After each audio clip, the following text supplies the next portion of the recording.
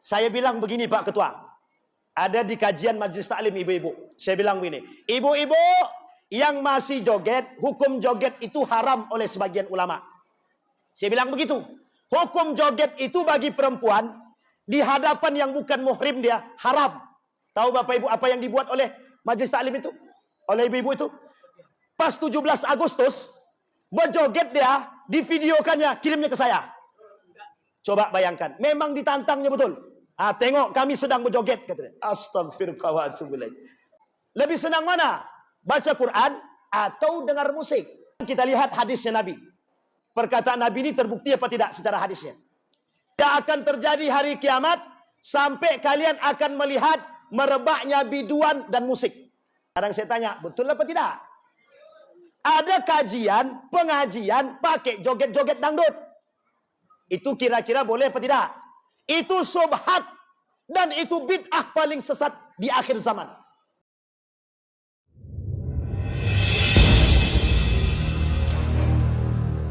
Bismillahirrahmanirrahim.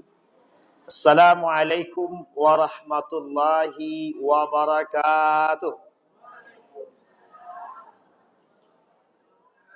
Assalamualaikum warahmatullahi wabarakatuh.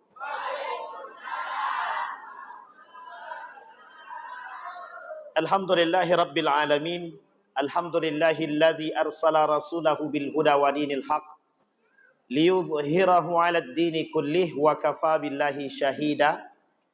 Ashhadu an la ilaha illallah wahdahu la syarika lah wa ashhadu anna Muhammadan 'abduhu wa rasuluh la nabiyya ba'd. Allahumma salli wa sallim wa barik ala hadzal nabiyyil karim. Allahumma salli ala Muhammad wa ala ali Muhammad fil alamin innaka Hamidum Majid. Ya ayyuhan nasu taqu rabbakumul ladzi khalaqakum min nafsin wahidah wa khalaqa minha zawjaha wa batha minhuma rijalan katsiran wa nisaa'a wattaqullaha alladzi tasaaluna bihi wal arham innallaha kana 'alaikum raqiba. Puji syukur kehadirat Allah dengan mengucapkan alhamdulillahi rabbil alamin. Berselawat kepada Nabi dengan mengucapkan Allahumma salli ala Muhammad wa ala ali Muhammad fil alamin innaka Hamidum Majid. Bapak Ibu sekalian yang berbahagia, mudah-mudahan Allah limpahkan rahmat dan karunia-Nya serta keberkahan kepada kita semua. Insyaallah yang hadir malam hari ini husnul khatimah. Allah anugerahkan rumah tangga yang sakinah, mawaddah, warahmah, anak-anak yang saleh dan salihah. Kemudian Bapak Ibu untuk orang tua kita yang telah mendahului kita, Allah tempatkan di tempat terbaik di sisinya. Allah terima amal ibadahnya, Allah kumpulkan bersama orang yang saleh. Untuk orang tua kita yang masih hidup, Allah sehatkan, Allah kuatkan, Allah murahkan rezeki husnul khatimah. Amin ya rabbal alamin. Bapak Ibu sekalian yang berbahagia, di malam hari ini judulnya Persatuan Umat atau Ukhuwah Islamiyah atau semangat Muharram untuk menjunjung tinggi ukhuwah Islamiyah. Saya mulai yang pertama dari sejarah. Sejarah ini adalah jendela kita semua. Tapi sebelum sampai di situ, saya melihat ada tanda kiamat di masjid ini. Tenang Bu. Jangan cepat-cepat. Tanda kiamat malam hari ini itu jumlah perempuan lebih banyak dari laki-laki. Itu tanda kiamat tuh berarti. Ibu-ibu siap kiamat tak? Dah siap menghadapi kiamat atau belum? Siap tak siap? Siap tak siap? Kalau kiamat besok pagi bagaimana? Jadi siap tak siap? Tapi tenang Bapak Ibu, kiamat itu tidak akan terjadi sampai muncul 7 tanda kiamat besar, 10 tanda kiamat besar. Satu di antara 10 tanda kiamat besar itu adalah Dajjal. Yang satu adalah Dajjal. Dajjal itu ada 2. Ada Masihid Dajjal, ada Dajjal-Dajjalan. Tahu Ibu Dajjal-Dajjalan? Apa kata Allah, kata Nabi dalam hadis dia? Al-Masihid Dajjal. Yang kedua, ada namanya Dajjaluna Kazzabun. Tahu Dajjaluna Kazzabun? Yang pertama, itu Dajjal dalam bentuk makhluk Dajjal itu sendiri. Yang kedua, manusia menyerupai Dajjal. Satu di antara sekian banyak karakter Dajjal itu, hari ini sudah nampak. Panduto. Tahu Bapak Ibu Panduto? Apa itu? Pendusta. Kata Nabi, Dajjaluna Kazzabun. La ya'tiyanna 'alan nasi zamanun au sayati ala ummati dajjaluna kazzabun. Akan datang pada masa nanti di akhir zaman pada umatku manusia yang menyerupai Dajjal. Kalimat manipulatif. Kata-kata dia semua penuh dengan dusta. Itu dia namanya Dajjal. Tapi bukan berarti habis ini Bapak Ibu balik kalau ada yang penduto Dajjal kau dia. Itu tak boleh. Kalau ada yang memongak kemudian Bapak Ibu bilang Dajjal kau, itu tak boleh. Karena sibabul muslimin fusuk wa qitaluhu kufrun. Mencela, mencaci, memaki umat muslim itu hukumnya fasik. Membunuh dia hukum dia haram atau kufur. Sampai di sini bisa dipahami? Baik. Kembali kepada poin kita Bapak Ibu. Sekarang ini negara kita ini, dunia ini sedang berada pada posisi yang carut marut, yang oleh Nabi semuanya terbukti daripada perkataan Nabi hari ini. Sekarang saya ulas satu-satu. Tak usah banyak-banyak, sikit aja. Kata Nabi, tidak akan terjadi hari kiamat sampai merebaknya riba. Nih sekarang riba di mana-mana. Banyak sekali pemain riba hari ini. Contohnya, ini buat ibu-ibu, bapak-bapak yang suka main Shopee, jangan pakai Shopee Pay Later. Itu riba. Bapak ibu yang suka jual beli online, bapak ibu yang suka pinjam online, ini dia pelaku riba. Betul Pak ya? Kata Pak Ustaz awak betul. Ini penting Bapak Ibu untuk dipahami. Satu. Yang kedua kata Nabi. Yang kedua, kondisi umat di akhir zaman merebaknya perzinahan. Kata Nabi, la taqumus sa'ah hatta tazhar az-zina. Tidak akan terjadi hari kiamat sampai merebak dia zina. Sekarang saya tanya Bapak Ibu, di mana sekarang ada perzinahan? Di mana ada perzinahan? Di mana-mana ada zina sekarang. Zina tu banyak. Laki-laki perempuan berboncengan yang bukan muhrim zina atau bukan? Turunkan. Ketua, saya izin saya turunkan itu ya. Saya izin, insyaallah. Di mana-mana zina. Laki-laki perempuan pegangan tangan, zina. Laki-laki perempuan pelukan, zina. Kalau yang suami istri lain cerita. Tak usah dibahas kalau suami istri. Itu jelas. Tapi kata Nabi, la taqumus sa'ah hatta tarau tunkahal mar'a fit tariq. Tak akan terjadi hari kiamat sampai kalian akan melihat perempuan-perempuan akan berzina di tengah jalan. Laki-laki dan perempuan berzina di tengah jalan. Bak binatang. Apa maksudnya? Saking mudahnya kita temukan perzinahan. Dulu ada namanya doli. Harus jauh terbang ke Surabaya. Sekarang tidak usah jauh-jauh. Buka Google, klik prostitusi online. Ada semua. Pertanyaannya, mudah diakses apa tidak? Mudah diakses apa tidak Bapak Ibu? Sangat mudah diakses. Yang kedua, sekarang kondisi kita yang ketiga. Kata Nabi dalam hadisnya begini, la taqumus sa'ah hatta tazhar sab'ina kazzab. Tidak akan terjadi hari kiamat sampai muncul 70 para pendusta di muka bumi ini. Sekarang saya tanya, Berapa jumlah para pendusta sekarang? Ada 7.000 kata Pak Imam 7.000. Di atas 70 ada 7.000. Itu bahasa kiasan. Saking banyaknya para pendusta hari ini. Para pendusta hari ini, pengkhianatnya hari ini. Merekalah yang melakukan perpecahan terhadap umat manusia hari ini. Jadi Bapak Ibu, kita ni sekarang dalam kondisi yang kurang sehat. Negara kita kurang sehat. Manusia di muka bumi ini kurang sehat. Jadi kita butuh apa sekarang? Al-islahu bainal muslimin. Memperbaiki. Apa kata Allah dalam Al-Quran?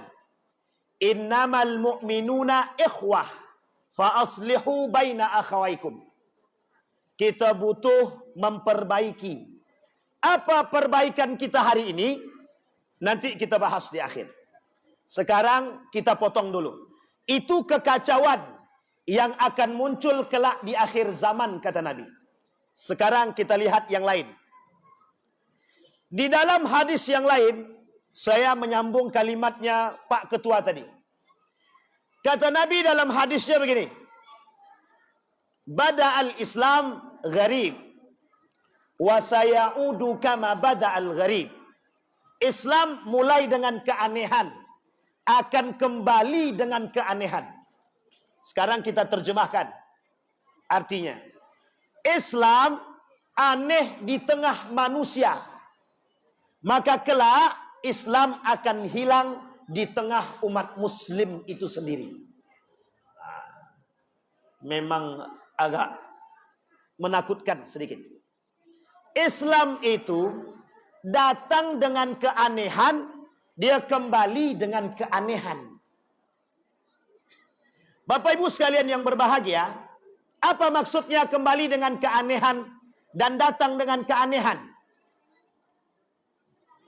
Nah, coba kita selesaikan dulu pembagian snacknya dulu. Kita selesaikan dulu. Tidak apa-apa, bagi dulu. Bagi dulu. Kalau sudah selesai kita lanjut. Bagi dulu, tak apa-apa, bagi dulu. Yang belum dapat angkat tangan, Bapak Ibu. Yang belum dapat, kita bagi dulu. Oke, kalau sudah kita lanjut. Aman Bapak Ibu? Baik. Kata Nabi, Islam ni aneh di telinga orang-orang kafir Quraisy. Nabi datang dengan agama yang baru. Kata mereka, Abu Jahal dan Abu Lahab selaku paman baginda Nabi, ini orang membawa agama palsu. Dia bawa agama baru, panduto, pendusta. Islam ni buatan Muhammad. Muhammad pengen cari untung, maka dibuat agama baru. Di Madinah juga begitu. Baginda Nabi dibilang sebagai orang yang tukang sihir, penipu, tukang sihir, pembuat Al-Quran. Sampai hari ini, tuduhan itu masih sama, Pak. Sampai hari ini, Nabi masih dituduh sebagai pembual, penduta. Al-Quran itu kata mereka buatan Muhammad. Nah, ini saya kasih contoh. Ada seorang orientalis dari Belanda. Kata orientalis tadi, Al-Quran itu buatan Muhammad. Jadi tipu daya Muhammad. Kalau tipu daya Muhammad, berarti Al-Quran ini buat-buatan. Kalau Al-Quran ini buat-buatan, berarti Muhammad menjual agama. Kalau Muhammad menjual agama, berarti Muhammad mencari sokongan suara. Kalau Muhammad mencari sokongan suara, berarti Muhammad mencari kekuasaan. Sampai di sini paham? Tuduhannya kepada Nabi kita itu. Sehingga bagi orang kafir, Nabi Muhammad ini musuh yang nyata. Harus dibunuh. Orang yang pertama punya ide untuk membunuh Nabi di sekian banyak kaum kafir Quraisy cuman satu. Bapak Ibu tahu siapa yang punya ide membunuh baginda Nabi? Yang tahu kita kasih hadiah. Ibu-ibu yang tahu boleh kita kasih hadiah. siapa yang punya ide ingin membunuh baginda Nabi Muhammad SAW dan langsung mengeksekusi? Angkat tangan yang tahu. Siapa, Bu? Abu Jahal. Salah. Siapa lagi, Bapak Ibu? Abu Lahab. Salah. Tahu kenapa Abu Lahab dan Abu Jahal tidak mungkin membunuh Nabi? Karena dia takut sama Abdul Muthalib. Dia takut sama rasnya Muhammad. Dia takut sama kabilahnya Nabi Muhammad. Tidak berani dia. Karena tokoh pertama yang sangat disegani oleh semua tokoh Quraisy pada masanya, Abdul Muthalib. Nah, ini panjang cerita kalau Abdul Muthalib. Kita sekat aja. Yang tahu siapa? Silakan angkat tangan. Cari di simbah Google. Hey Google, siapa pembunuh yang punya? Orang yang pertama yang tanpa banyak bicara langsung eksekusi ingin membunuh baginda Nabi, Umar bin Khattab. Umar bin Khattab langsung bawa pedang sampai tengah jalan, cek rumah saudara, rupanya adiknya masuk Islam. Tak jadi ke rumah Nabi. Ke rumah Nabi, ke Darul Arqam, cuman masuk Islam saja. Jadi tak jadi dia bunuh. Tapi yang berani eksekusi, kata Umar bin Khattab, Muhammad ini telah memecah semua kabilah-kabilah Quraisy. Kalau besok masih bertahan, ini Muhammad bisa jadi musuh yang nyata. Coba bayangkan, Umar bin Khattab tuh Pak. Tapi singkat cerita, diambil balik ke rumah, diambil pedang dia, tengah jalan ketemu dengan sahabatnya. Lebih baik kau balik ke rumah saudara perempuanmu. Tengok di situ, apa yang dia buat. Adik perempuanmu sudah masuk Islam. Akhirnya Bapak Ibu, Umar bin Khattab ke sana. Alasan Umar bin Khattab ingin membunuh Muhammad, itu gara-gara ingin membunuh Nabi, hanya gara-gara Nabi Muhammad ini datang sebagai pemecah belah kabilah Quraisy. Tak terima dia. Karena dia tak terima, itulah dia punya ide ingin membunuh. Tapi Bapak Ibu, Umar bin Khattab sampai ke rumah adik dia. Ada surat Toha kan? Ini masyhur dalam sejarah. Masuknya Islam, masuknya Umar ke dalam Islam disebabkan karena surat Toha. Sebenarnya bukan surat Toha saja. Bukan surat Toha saja. Ketika surat Toha itu dibaca oleh Umar, hati dia sudah mulai tergugah. Tapi sebenarnya bukan hanya karena surat Toha. Datang seorang alim kepada Umar bin Khattab daripada sahabat baginda Nabi. Apa dia kata? Islam ini akan diperkuat oleh salah satu di antara dua. Antara Abu Jahal atau Abu Umar bin Khattab. Antara Abu Jahal dengan Umar bin Khattab. Sehingga mendengar nama itu, kata Umar bin Khattab tak percaya dia. Apakah betul perkataanmu itu? Kalau begitu antarkan aku ketemu dengan Muhammad. Dibawa Bapak Ibu ke rumah Nabi Muhammad. Bukan ke rumah Nabi Muhammad. Ke tempat Nabi Muhammad di Darul Arqam. Singkat cerita, sampai di Darul Arqam, rupanya Umar bin Khattab bukan ingin membunuh, tapi justru bersyahadat.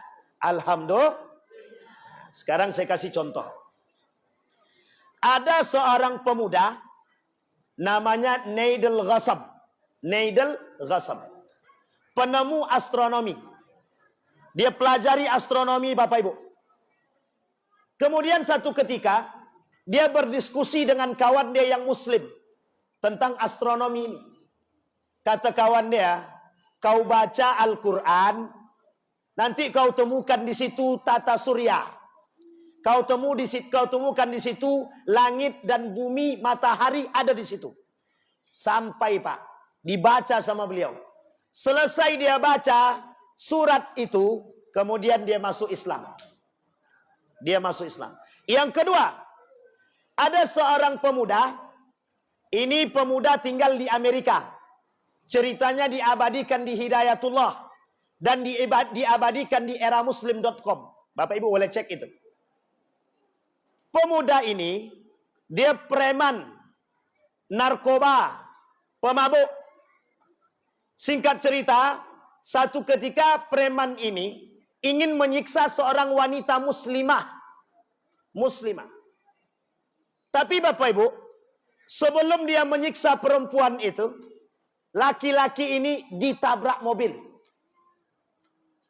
Bayangkan, tidak ada yang mau membantu dia karena tahu dia mabuk, karena tahu dia perusak, karena tahu dia pelaku kezaliman.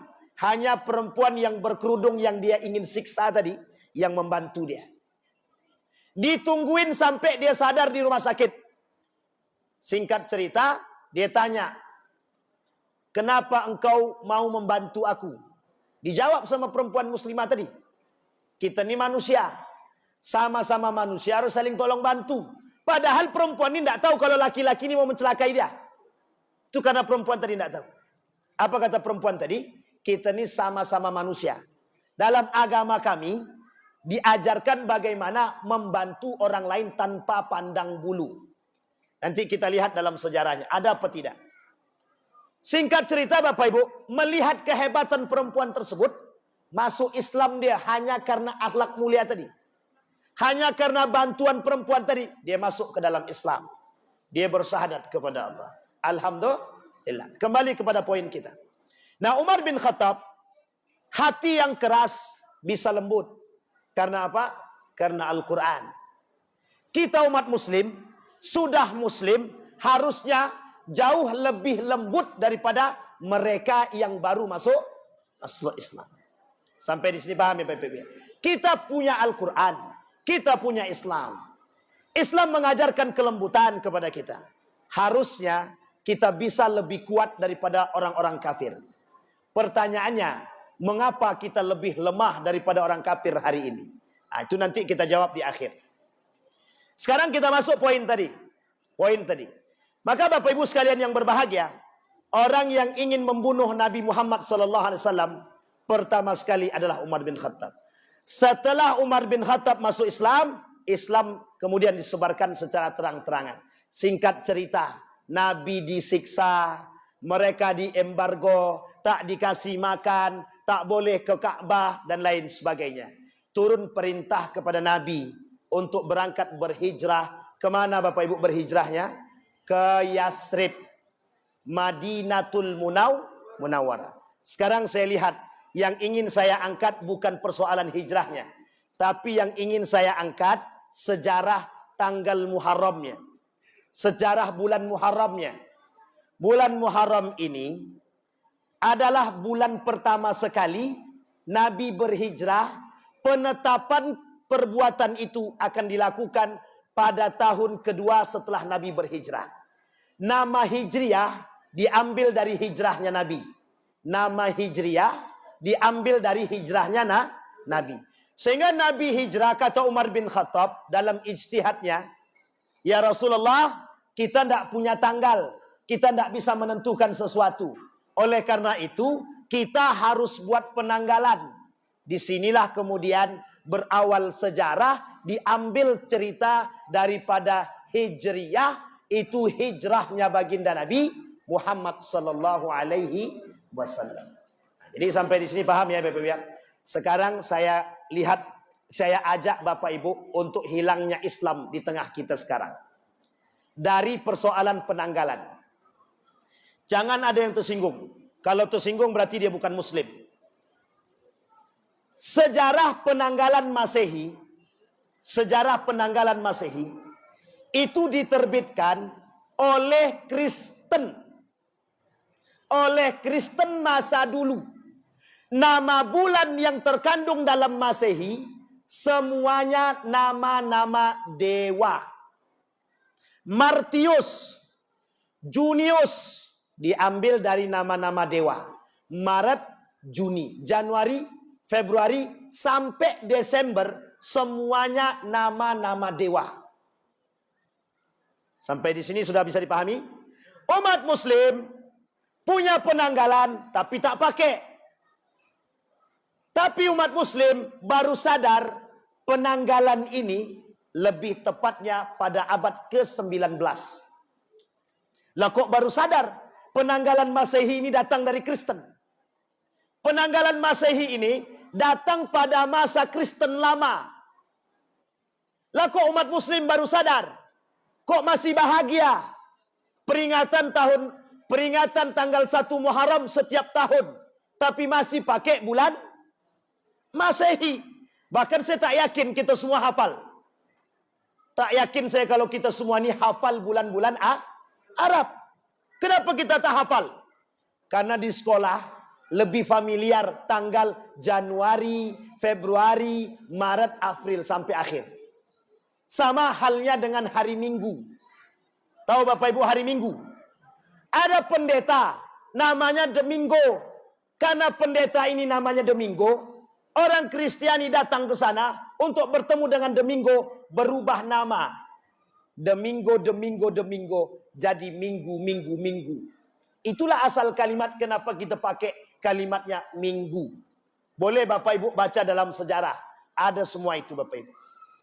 Artinya Bapak Ibu, dalam istilah ini, umat muslim sampai hari ini tidak banyak yang hafal bulan-bulan Arab.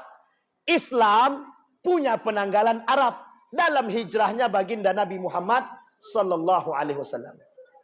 Sekarang umat muslim nggak pede menggunakan tanggal Arab. Kenapa tak pede? Karena umat muslim sudah terlanjur dicekoki oleh dunia Masehi. Jadi kita tak hafal dengan perurusan dengan Muharram, Safar, Rajab dan lain sebagainya, kita tak hafal. Karena itulah Bapak Ibu, kata beliau tadi betul. Islam datang dengan keanehan, kelak akan balik dalam keanehan. Aneh Islam ini di tengah umat muslim. Dulu kafir Quraisy wajar Islam ini aneh. Besok di akhir zaman yang membuat Islam ini aneh siapa? Umat muslim itu sendiri. Kita ambil contoh. Peringatan tanggal 1 Muharram yang datang sedikit. Ini alhamdulillah nih Pak, banyak yang datang nih. Tapi pada peringatan tanggal 1 Masehi, ribuan manusia di Tugu Patin tuh Pak. Coba ngapain? Kerjaannya begini. Tahu Bapak Ibu ngapain? Nengok bom meletus. Itu kalau bom betulan, hangus itu. Tapi yang kita tengok, mercon. Tus. Kita tunggu 2 jam. Selesai 2 jam, kita tundukkan kepala begini, ambil motor balik. Mana faedah dia? Ada dia faedah? Tak ada faedah. Faedah syubhat dan bid'ah ada. Faedah keharaman ada. Faedah kemaksiatan banyak. Tapi itu yang disuka. Kenapa disuka? Umat muslim bisa pacaran di situ. Hotel-hotel penuh. Siapa yang ngisi? Ya kalau yang sudah nikah. Kalau yang ngisi yang belum nikah, maksiat lagi. Sekarang pertanyaannya, kalau Allah mau kasih laknat sama kita, bisa apa tidak? Kalau pemimpin kita tak sadar dengan kondisi seperti ini, habis kita. Kalau kita yang sadar nih, tak punya berbuat, tak sanggup buat, tak sanggup menasehati, kita tinggal tunggu saja. Hancur mereka, kita ikut hancur. Maka Bapak Ibu ada satu hadis Nabi, sangat masyhur. Kata Nabi, la yaqifanna ahadukum mauqifan yaqtulu rajulan zulman. Kecuali Allah hancurkan dia. Ila halakallahu. Kalau ada kezoliman, kemaksiatan, kemungkaran, kita yang tahu cuman diam saja. Maka jangan salah nanti. Kalau Allah turunkan azab, Allah turunkan kemurkaan, Allah turunkan semuanya, kita ikutan masuk. Satu kampung, di dalam kampung tersebut ada yang berzina, tak menikah dia. Tahu Pak RT, tak ditegur Pak RT. Tahu ada orang samping, tak tegurnya. Itu satu kampung dapat azab, sekalipun ada ustaz di situ. Mau ada ustaz dia, mau ada ulama dia, Allah tak fikir, satu kampung diazab. Satu kampung dilaknat. Pertanyaannya, apa inti di situ? Intinya cuma satu. Mana perhatian muslim terhadap muslim itu? Mana perhatian muslim terhadap Islam itu? Mana? Kelak begitu Bapak Ibu. Akhir zaman umat muslim tak punya lagi rasa perhatian sesama muslim. Syekh Hasim Al-Asy'ari menulis buku judulnya Risalah Ahlus Sunnah wal Jamaah. Dalam kitab tersebut ada 30 hadis tanda akhir zaman. Nomor 1, hilangnya perhatian muslim terhadap sesama muslim. Orang pacaran di depan situ, kita diam aja. Tak ada yang berani. Kalian dah nikah belum? Tak ada yang berani. Justru uniknya, orang tuanya bilang begini, nak, mana pacar kau tak datang-datang? Kalau ada orang tua begitu, itu sedang mengantarkan anak dia ke neraka. Yang ngantar siapa? Bapak dia sendiri. Ini tolong perhatian baik-baik Bapak Ibu. Kita doakan anak Bapak Ibu yang punya pacar putus. Tak ada yang ngaminkan. Tak ada yang ngaminkan. Kita doa kepada Allah, semoga anak Bapak Ibu yang punya pacar putus. Ibu-ibu tak mau aminkan? Takut hilang calon menantu. Bapak Ibu, kita masuk poin yang tadi. Sudah ada beberapa poin. Jadi Islam itu aneh di tengah umat muslim. Sekarang saya lihat lagi. Kenapa kok aneh di tengah umat muslim? Saya angkat satu sejarah, biar kita sama-sama belajar. Ada namanya Andalusia. Tahu Bapak Ibu Andalusia? Kerajaan akhir Andalusia itu namanya Granada. Apa namanya? Granada. Bapak Ibu tahu enggak Granada itu apa? Nama daerah, Bu. Nama daerah di Spanyol. Nama daerah di Spanyol ada namanya Granada. Kerajaan Islam terakhir. Bapak Ibu mau tahu penyebab hancurnya kerajaan Islam di Andalusia? Penyebab terbesarnya, kata para ulama, disepakati oleh ulama sejarah, penyebabnya satu. Musik. Sekarang saya tanya jujur-jujur Bapak Ibu. Jawab dengan jujur ya, tak boleh bohong. Lebih senang mana? Mendengarkan dangdut atau baca Quran? Jujur. Nah, dia mau jujur Pak Ketua. Ini saya kasih satu contoh ya Bapak Ibu ya. Saya kasih satu contoh. Ini fakta dan nyata. Karena berhadapan dengan diri saya langsung. Saya bilang begini Pak Ketua. Ada di kajian Majelis Taklim ibu-ibu. Saya bilang begini. Ibu-ibu yang masih joget, hukum joget itu haram oleh sebagian ulama. Saya bilang begitu. Hukum joget itu bagi perempuan, di hadapan yang bukan muhrim dia, haram. Tahu Bapak Ibu apa yang dibuat oleh Majelis Taklim itu? Oleh ibu-ibu itu? Pas 17 Agustus, berjoget dia, divideokannya, kirimnya ke saya.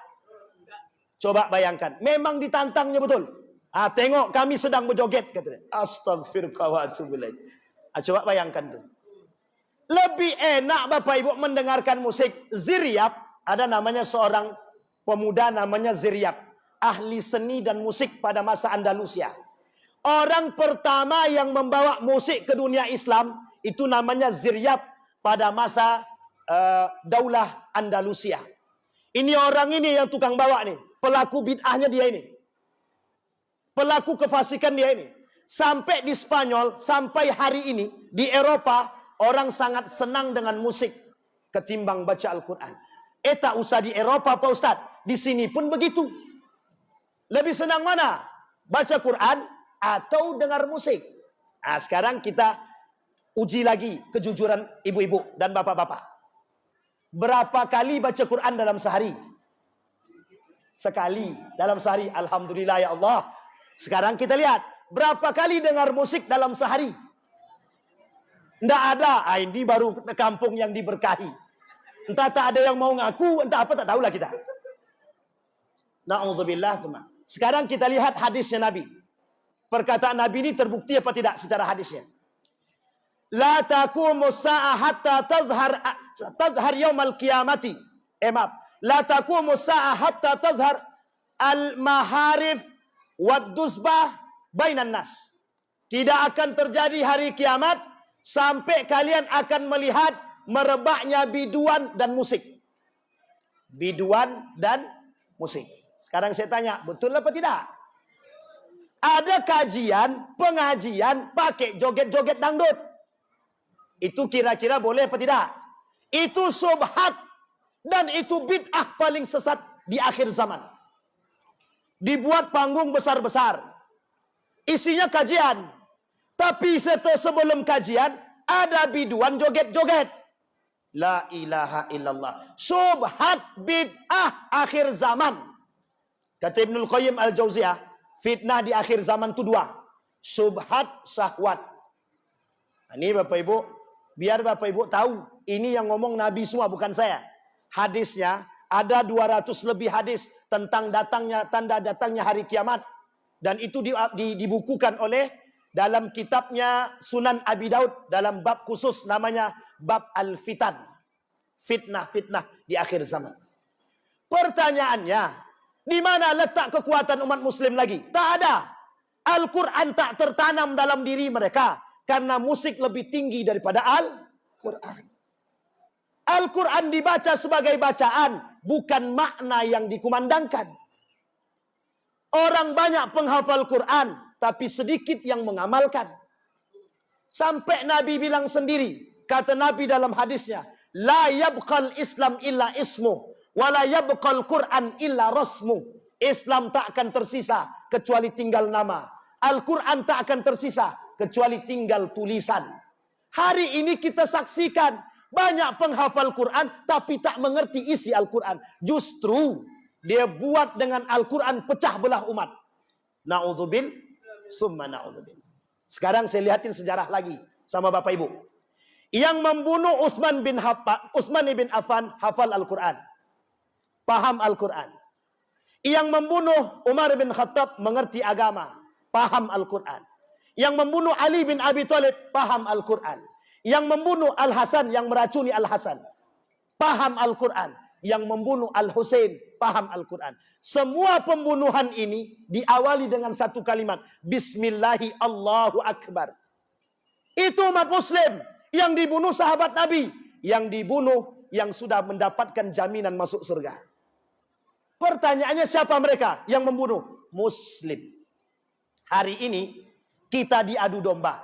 Uniknya, Muslim tidak sadar kalau sedang diadu domba. Tidak sadar, Pak. Ini saya kasih contoh sama Bapak Ibu. Ini perhatikan baik-baik Bapak Ibu. Makanan kita hari ini, dari seekor babi, nah ini jangan pula direkam babinya. Dari seekor babi, lahir 185 produk. Berapa jumlahnya, Pak? 185. Seekor babi tok lahir 185 produk. Yang paling unggul dari sekian banyak tubuhnya babi tadi, ada yang disebut dengan lemak. Lemak itu ada dua, ada yang lembut, ada yang keras. Lemak yang keras dicairkan oleh kaum Yahudi. Siapa pelaku utamanya? Yahudi. Umat muslim masih senang, Pak, konsumsi. Kita umat muslim tak perhatian dengan halal haram. Kita ambil contoh. Masih ada yang makan Starbucks. Masih ada yang makan pizza. Masih ada? Kalau masih ada, cepat-cepat tobat. Nanti kalau saya kerasin, jangan marah ya. Yang masih ke pizza, Starbucks, KFC, munafik. Kenapa saya bilang begitu? Itu yang punya Yahudi. Nah, coba bayangkan. Ada kuaci dulu Bapak Ibu. Dulu ada kuaci. Warna merah plastik dia. Tahu Bapak Ibu campurannya apa? Minyak babi. Masih dimakan. Masih. Enak pusat. Kacau tuh. Saking seriusnya, Pak. Mereka menghancurkan kita serius. Nih saya perhatikan lagi. Ada satu kejadian yang baru-baru ini terjadi. Saking seriusnya, Pak, mereka. Ada satu organisasi lembaga swadaya masyarakat, LSM. Atau lebih tepatnya lembaga sosial. Namanya lupa pula saya namanya. HGF. Humanitarian Gaza Humanitarianity Foundation, GHF. Ini lembaga sosial yang punya awalnya perorangan, sekarang diambil alih. Tahu Bapak Ibu yang ambil alih siapa? Evangelis. Tahu evangelis? Evangelis ini kelompok pendukung Israel. Tahu apa yang mereka buat kepada penduduk Palestina? Dimasukkannya, campurnya dalam tepung, diberikannya kepada anak-anak Gaza. Saking seriusnya, Pak, untuk membunuh kita. Tapi kan kita tak sadar. Sama, Pak, makanan yang kita makan sekarang nih, begitu keadaan kita sekarang. Makanya mohon maaf, umat muslim ini lemah-lemah sekarang. penyakit jantung, umur 40 tahun penyakit jantung, ginjal, dan lain sebagainya. Orang zaman dulu, umur 70, 80, jalan kaki Pak, masih sehat. Yang dimakan jelas. Coba perhatikan itu. Kita dihadapi dengan kondisi begini. Sekarang, kondisinya sudah begini Pak. Sudah carut marut. Kalau menyadarkan orang sulit, sekarang saatnya untuk menyadarkan. Tapi kalau kita masih berbuat, itu masalah Pak. Kalau kita sudah tahu, tapi kita masih buat masalah. Indofood. Tahu Indofood? Yang masih makan Indomie, tobat dari sekarang. Indofood membantu KFC investasi dana. 40% daripada Indofood, investornya Yahudi. Masih mau makan? Masih mau makan? Masih katanya. Itu masalah tuh Pak. Tapi yang masih makan kan dulu belum tahu. Kalau sekarang sudah tahu, jangan makan lagi. Kita makan yang sehat-sehatnya. Kenapa saya harus sampaikan ini? Pak, kalau kita bicara Islam, kita jelas yang kita makan tuh jelas. Kita orang mukmin ini, Allah tak kata lagi, hei orang beriman, makan yang halal dan baik. Bukan. Hei orang beriman, makan yang baik-baik. Kenapa tak disebutkan halal? Umat muslim, orang beriman pasti mencari yang halal. Itu pasti. Tapi kalau manusia, disampaikan oleh Allah, hei manusia, coba ikuti umat muslim. Yang dimakan dia, yang halal lagi baik. Itu umat muslim. Maka Bapak Ibu, kalau kita tak sadar dengan makanan ini, kita hari ini dibombardir oleh mereka dalam berbagai macam hal. Orang merokok. Ini Bapak Ibu jangan tersinggung lah. Jangan tersinggung bapak-bapak yang merokok. Ini tak ada niat singgung nih. Yang punya Sampurna itu, anak turunannya satu pun tak ada yang merokok. Diharamkan sama dia untuk merokok. Orang Yahudi, dalam kitab, dalam buku orang Yahudi itu, mengharamkan imunisasi kepada anak-anak dia. Cuman, yang buat dia, orang lain suruh pakai. Termasuk kita kan, diimunisasi. Tapi Yahudi tak mau pakai imunisasi, tak mau. Bapak Ibu harus tahu itu. Nah, coba bayangkan. Covid lagi kata beliau kan. Itu penyakit juga. Sekarang kita kembali.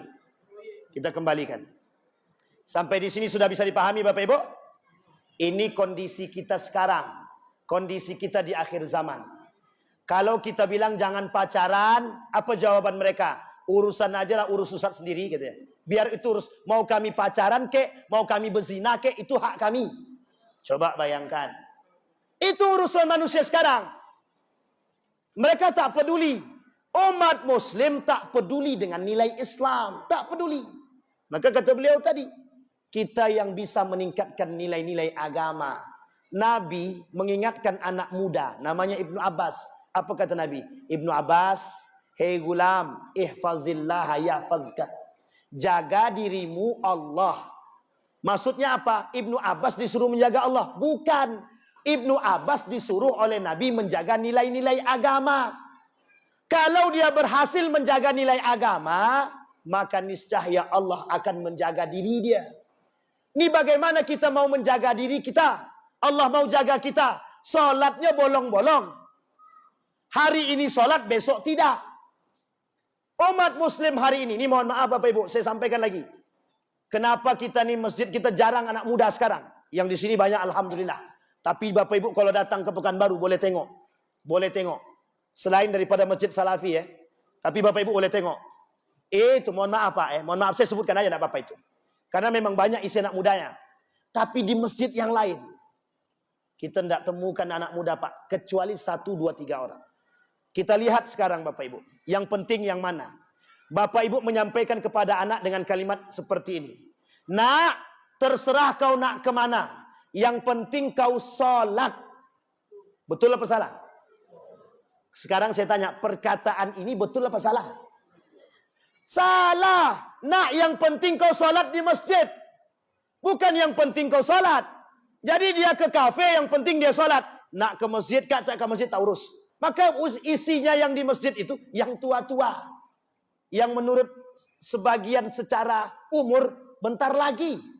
Lansia, usia senja. Kenapa yang tua-tua yang banyak mengisi masjid? Karena kita orang tua mengajarkan kepada anak begitu. Yang penting kau ke masjid. Yang penting kau sholat, terserah. Mau ke kafe kau, mau ke mana, terserah. Ente terserah, yang penting ente sholat. Salah Pak, Bu, salah. Sekarang tak bisa kita begitu lagi. Yang penting dia sholat di masjid. Apa alasan itu Pak? Yang meramaikan masjid siapa? Bapak Ibu, kita lihat simbol persatuan umat muslim. Bapak Ibu kalau pengen tahu simbol persatuan umat muslim, tengok di masjid. Sekarang saya sampaikan 2 hadis. Ini tentang masjid. Yadkhulunal masajid wala yusalli fihi bal yatabaha, kata Nabi. Orang di akhir zaman masuk ke dalam masjid bukan untuk salat, membanggakan diri. Kalau bukan aku yang ketua masjid, tidak jadi bangunan masjidnya. 1. Ada yang lain, ada. La yusalli fihi bal yatabaha. Mereka berbondong-bondong, berbangga-bangga masuk ke dalam masjid. Artinya apa Bapak Ibu? Masjid yang harusnya jadi simbol persatuan. Mohon maaf. Banyak masjid di sono, itu berkelahi Pak.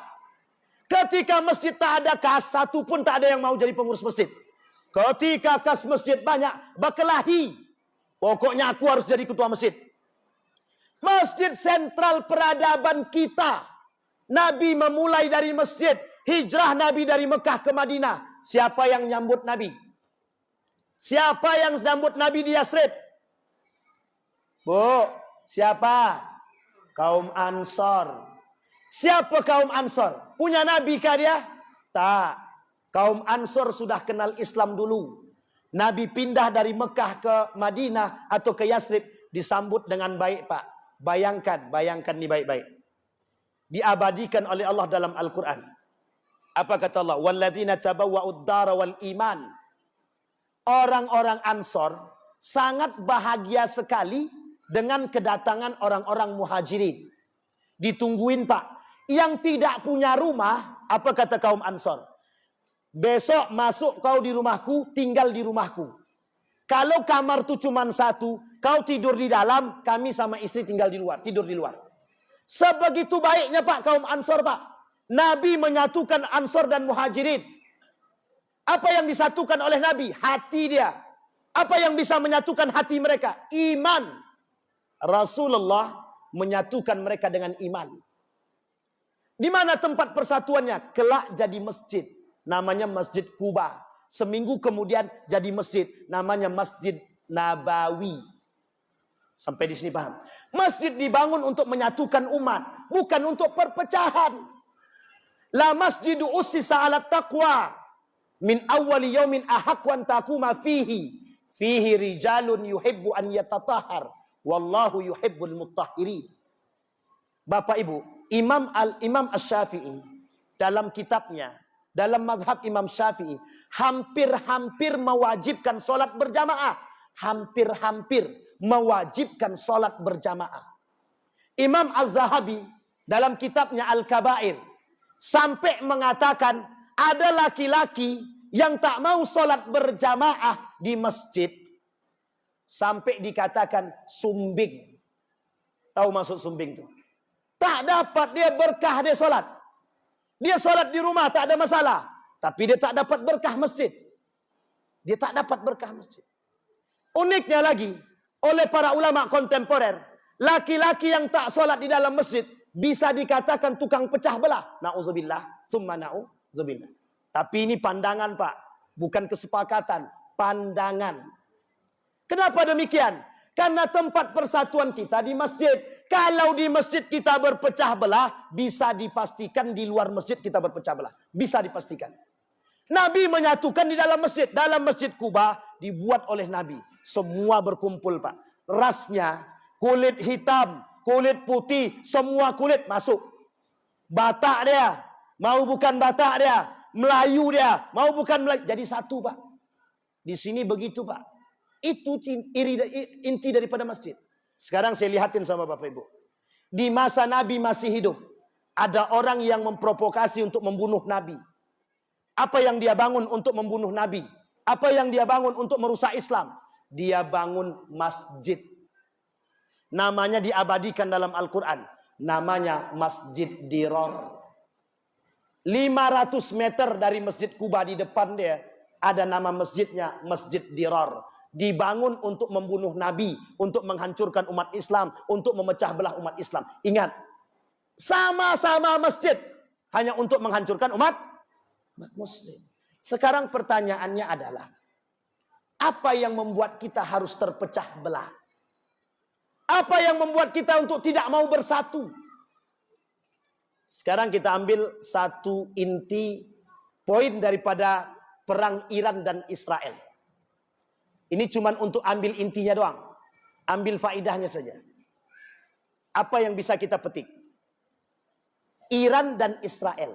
Sekarang saya tanya Bapak Ibu. Bapak Ibu dukung siapa? Iran atau Israel? Yakin? Iran itu yakin? Kan ragu sebagian kan. Tadi udah semangat. Yakin? Yakin? Diam langsung. Bapak Ibu sekalian yang berbahagia. Kata guru saya, jangan pandang syiahnya dalam sosial kemanusiaan. Jangan pandang syiahnya dalam urusan ke sosial kemanusiaan. Kita bantu Iran karena dia berani meng-Israel. Tapi kita menjaga diri dari syiah yang ada di Iran. Kita lihat sekarang. Pernah tidak dibuat Nabi? Pernah. Dalam Piagam Madinah. Piagam Madinah, Nabi satukan semua Pak, kaum Yahudi. Yahudi bersepakat dengan Muslim dalam Piagam Madinah. Apa isi dan fungsinya? Satu di antara kerukunan antar umat beragama. Dengan orang kafir kita disuruh bersama Pak. Apa tak lagi dengan sesama Muslim? Jadi kalau ada Muslim yang mengkafirkan Muslim itu lebih parah daripada Fir'aun. Lebih parah daripada Israel. Lebih parah daripada Yahudi. Ada Muslim yang memecah belah. Tapi Bapak Ibu, pasti ada yang melakukan itu. Karena zaman Nabi sendiri, yang memecah belah umat Muslim itu dari dalam. Siapa mereka? Kaum munafik. Siapa Bapak Ibu? Munafik. Allah abadikan dalam surat, nama suratnya Al-Munafiqun. Ada surat Munafiqun? Apa isinya? Propaganda orang munafik untuk membunuh dan menggeser kursi jabatan baginda Nabi Muhammad sallallahu alaihi wasallam. Jadi Bapak Ibu, dari sejarah yang saya sampaikan ini, mereka serius ingin membuat kita terpecah belah. Mereka serius Bapak Ibu. Maka semangat Muharram ini Bapak Ibu, jangan hanya sekedar memperingati setiap tahun kita peringati, tapi tak ada perubahan. Tahun kemarin kita peringati umat Muslim bersatu. Tahun ini kita peringati, tapi orang sudah terpecah belah. Artinya ada perubahan kah? Tidak ada. Yang bisa merubah diri kita siapa? Diri kita sendiri. Kita harus punya sifat legowo, lapang dada. Iman ini kunci daripada segala. Yang menyatukan kita semua ini karena iman. Saya datang sini karena iman Pak. Kalau saya orang kafir, tidak mungkin Bapak Ibu isi. Tidak mungkin Bapak Ibu undang. Tapi karena kita sama-sama beriman, saya dipanggil ke sini. Dan ketemu dengan orang-orang yang sebelumnya saya tak pernah ketemu. Kita disatukan dengan iman. Harusnya ini yang kita kemukakan. Maka sholat berjamaah kuncinya di situ. Menyatukan semuanya. Semuanya disatukan. Coba bayangkan. Perintahnya cuma satu dalam hadis Nabi. Sawwu wa tarasu wa suddul khalal. Dilanjutkan kalimatnya. Sawwu sufufakum. Fa inna taswiyatas sufufi min iqamatis salah. Ini ilustrasi Bapak Ibu. Kiasan untuk global. Kata imam, ayo rapikan soft. Satukan soft. Maksudnya apa? Yuk Bapak Ibu. Kita satukan kekuatan kita umat muslim. Satukan.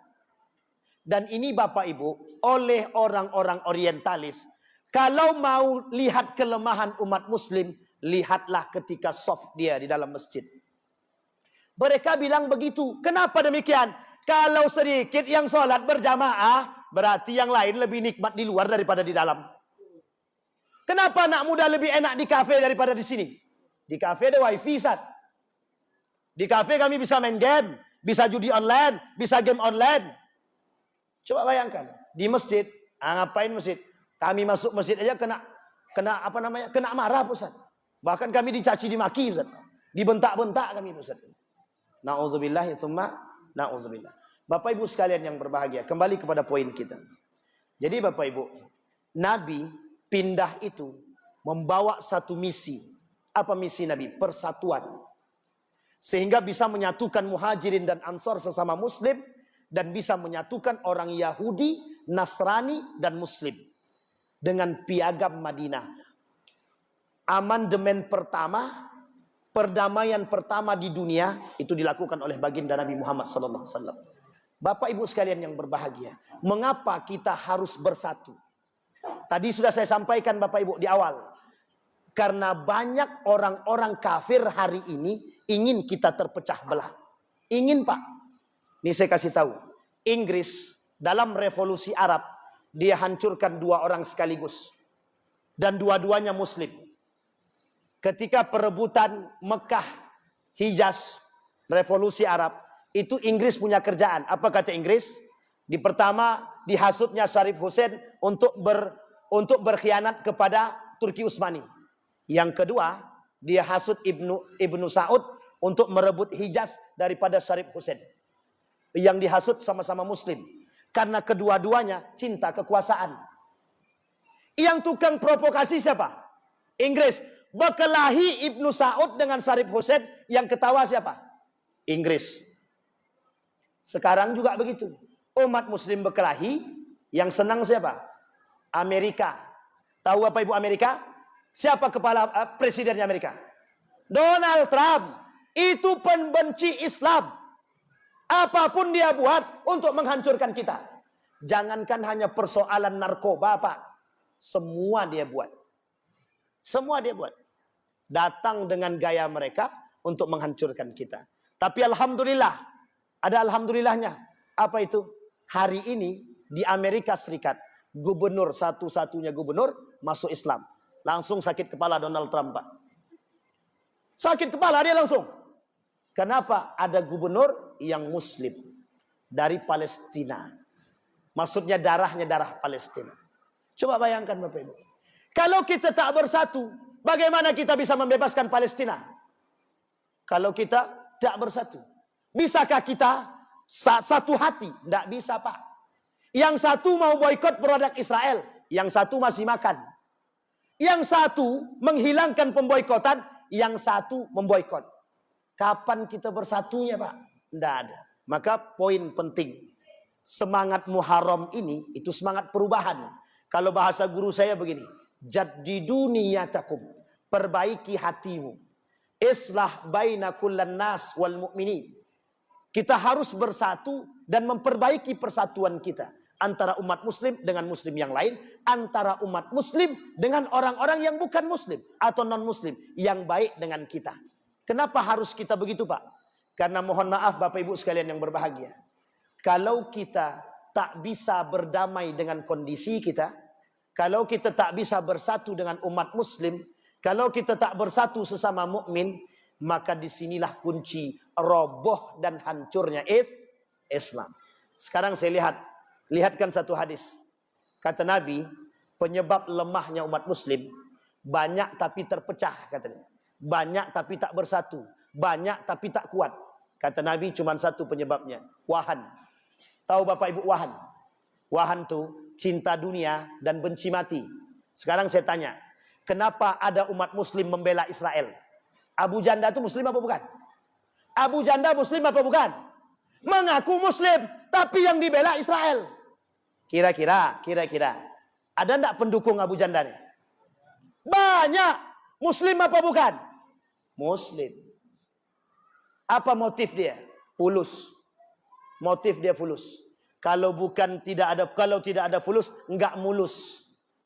Dia butuh duit Pak, dia butuh duit. Sehingga dia harus koar-koar pembela Israel. Yang membela Syiah, yang membela Iran berarti dia Syiah. Lebih berbahaya daripada Israel. Munafik kata dia. Nah, coba bayangkan. Siapa dia? Abu Janda, Muslim. Ade Armando. Apa kata Ade Armando? Kata Ade Armando, tidak ada dalil tentang sholat wajib 5 waktu dalam Al-Quran. Ada enggak pendukung Ade Armando? Banyak. Coba cara menghancurkan Islam. Dia provokasi umat muslim yang lain. Akhirnya apa? Banyak yang mendukung dia. Kita yang benar, yang meyakini, justru tak ada komen apapun, Pak. Diam aja. Maka karena kita diam, karena kita terpecah, orang-orang seperti mereka merajalela dengan seksama. Senang dia, senang. Dia dapat duit, dia berhasil, bisa masuk TV, famous, terkenal. Duitnya banyak. Sampai di sini bisa dipahami Bapak Ibu. Kita umat muslim hanya bisa diam dan gigit jari. Hanya menerima kekacauan dan kemungkaran serta kemaksiatan. Dengan mencoba untuk menerima apa adanya. Itu kesalahan kita, Pak. Tapi coba kalau kita kuat. Ada orang jual khamar di depan. Misal. Kalau tak berani satu orang, ajak yang lain. Yuk kita demo. Kalau bisa cara baik-baik. Datang rame-rame ke situ. Besok bang jangan jual minuman khamar lagi di sini ya. Kalau datang yang rame, kira-kira besok dia jualan lagi tak? Kalau cuma datang satu orang, kurus pula lagi. Alamak Tuhan, kata dia. Tak usah ikut campur lagi. Kata. Sampai di sini mohon maaf Bapak Ibu. Kenapa kita harus begitu? Kenapa tersebar di tempat kita sekarang? Kenapa tersebar Riau ini? Kenapa tersebar luas? Karena kita biasa aja Pak. Kita tak punya keberanian untuk menentang. Kita takut. Kita diam. Sehingga mohon maaf. Mereka buat grup. Mereka terus komunikasi. Akhirnya pengikut mereka makin banyak. Sampai di sini bisa dipahami. Kenapa orang-orang berzinah makin banyak? Dulu Doli ada. Sudah tutup. Sembunyi-sembunyi zinahnya Pak. Sekarang terang-terangan. Muncul prostitusi online. Coba bayangkan. Jadi pelaku-pelaku perbuatan kemaksiatan dan kemungkaran itu dikasih tempat. Dan kita tidak berani untuk melawan itu. Kita takut Pak. Kita tak berani. Ada orang berkelahi, kita bukan tegur. Kita posting dulu ke Facebook. Baru kemudian datang orang rame-rame, baru kita untuk lerai. Inilah kondisi umat muslim. Kenapa demikian? Umat muslim lemah. Sekarang kita lihat apa penyebab lemahnya umat muslim. Satu, cinta terhadap dunia. Kata Nabi. Yang kedua, benci akan kematian. Adakah penyebab yang lain? Ada. Dicabutnya keimanan dalam diri orang-orang beriman. Dicabutnya roh Quran dari diri orang beriman. Dicabutnya oleh Allah dalam diri kita ini nilai-nilai keislaman. Sehingga mohon maaf. Kita jauh daripada nilai agama. Sehingga kelak di akhir zaman Islam hilang begitu saja di tengah umat muslim itu sendiri. Ramai yang memeluk Islam, tapi Islam tidak bersuara. Ramai yang memeluk Islam, tapi yang sholat di masjid sedikit. Ramai yang memeluk Islam, tapi yang membaca Al-Quran hanya 1, 2, 3 saja. Yang lain kemana? Dugem. Yang lain kemana? Ke kafe. Yang lain kemana? Dengar musik. Yang lain kemana? Konser. Yang lain kemana? Terserah kemana. Yang penting tidak membaca Al-Quran. Yang penting tidak sholat. Yang penting kami Islam. Sampai di sini paham Bapak Ibu? Jadi Bapak Ibu sekalian yang berbahagia. Kira-kira penting tidak memperingati 1 Muharram ini? Karena kita sekarang sedang melawan arus liberalisme. Otak daripada kehancuran dan kehancuran umat muslim oleh orang-orang kafir. Maka hari ini Bapak Ibu, mulai dari hari ini, teruslah melingkatkan, terserah Bapak Ibu. Apapun kegiatan hari besar Islam, buat saja. Buat. Biar syiar Islam itu makin nampak. Kenapa demikian? Karena syiar mereka jauh lebih tinggi ketimbang kita. Kenapa? Karena kita tak mau bersatu dalam mensyiarkan Islam tersebut. Kita ambil contoh. Di Papua, orang tak kenal Islam dulunya. Setelah diajarkan mandi pakai sabun oleh Ustadz Gramatan, baru mereka pakai sabun. Langsung masuk Islam gara-gara wangi. Artinya apa? Syiar Islam jelas. Islam wangi. Islam mengajarkan bersih. Hanya karena bersih dan wangi, banyak yang masuk ke dalam Islam. Ini ilustrasi dan kiasan. Artinya, kita umat muslim yang banyak ini, satu Ustadz Gramatan bisa mengislamkan sekian banyak orang. Sekarang pertanyaannya, Sekian banyak ini kita umat muslim, apakah kita tidak bisa menebarkan wangi-wangi Islam ini kepada saudara-saudara kita? Berbeda pada hal furu'iyah itu biasa. Tapi berbeda dalam urusan agama itu hati-hati. Tapi kita dianjurkan menjaga kebersamaan. Sejauh orang kafir tidak menyakiti kita, kita tak boleh menyakiti mereka. Umirtu an uqatilan nasa hatta yashhad. Aku cuma diperintahkan untuk bertahan, kata Nabi. Kalau mereka serang, aku serang. Kalau aku tidak diserang, aku tak akan menyerang. Artinya umat muslim dituntut untuk bertahan, bukan menyerang. Artinya umat muslim diperintahkan oleh Nabi untuk bekerja sama dengan siapapun tanpa pandang bulu. Kalau kafir melawan kita, baru kita lawan. Kalau mereka tak melawan kita, kita tetap harus bersama. Daging kurban boleh dibagikan kepada orang kafir yang ada di sekeliling kita. Kenapa? Satu, Pak. Persatuan, persaudaraan, perdamaian. Sampai di sini bisa dipahami? Nabi dalam penaklukan kota Mekah, kunci Ka'bah kepada orang Yahudi, bukan orang Muslim. Kunci Ka'bah masih diberikan oleh Nabi kepada orang Yahudi, bukan orang Muslim. Pertama sekali. Apa alasannya? Menghormati yang tradisi yang pernah terjadi. Maka Bapak Ibu sekalian yang berbahagia, perlu kita renungkan bersama kondisi umat muslim hari ini. Bersatu penting, bangkit jauh lebih penting. Dengan persatuan dan syiar Islam seperti ini, kita sedang membangkitkan peradaban Islam. Yang oleh mereka sudah mulai redup, hari ini kita angkat. Yang dulu orang tak mau kenal bahasa Arab, sekarang kenal bahasa Arab. Yang dulu orang tak mau berjilbab, sekarang sudah banyak yang berjilbab. Yang dulu orang tak sholat di masjid, sekarang sudah banyak yang sholat ke masjid. Berarti kita harus terus meningkatkan sedikit demi sedikit. Bisa dipahami Bapak Ibu? Baik. Maka Bapak Ibu sekalian yang berbahagia, yang terakhir saya sampaikan nasihat kepada kita semua daripada baginda Nabi Muhammad SAW. Apa kata baginda Nabi dalam hadisnya? Kata baginda Nabi Muhammad SAW, ya gulam, ihfazillaha yahfazka. Ya gulam, ihfazillaha tajid tujahak. Hei anak muda, jagalah olehmu nilai agama, niscaya Allah akan jaga dirimu. Hei gulam, jagalah olehmu nilai agama, niscaya apa yang engkau inginkan akan Allah kasih. Dan engkau akan bisa bertemu dengan dirinya, dengan Allah. Hei gulam, kata Nabi, hei gulam, wa ini jitama'al qawmu ala an yadurruka la yadurruka bisyai' illa qad kataballahu laka. Kalau ada manusia-manusia yang ingin membahayakan kalian, tidak akan bisa mereka membahayakan kalian kecuali yang sudah tertulis. Hei gulam, kata Nabi, tidak ada satupun di antara manusia yang bisa mengambil manfaat dari dirimu kecuali yang sudah tertulis, kata Nabi.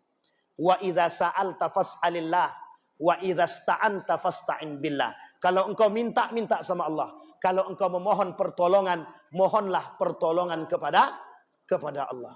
Bapak Ibu sekalian yang berbahagia, saya tutup dengan satu pernyataan Yusuf Al-Qaradawi.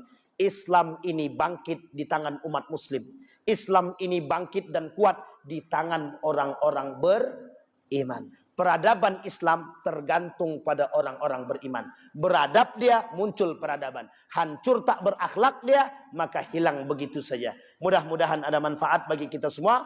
Mudah-mudahan dari apa penyampaian saya ini, mudah-mudahan semakin menjadi menuntun kita untuk menjadi manusia yang beradab, berakhlak dan beriman dan berilmu. Insya Allah dari desa ini akan lahir generasi-generasi yang beriman, beradab dan peradaban Islam serta syiar-syiar Islam yang baik. Amin ya rabbal alamin. Fa'tabiru ya ulil absar la'allakum tuflihun. Assalamualaikum warahmatullahi wabarakatuh.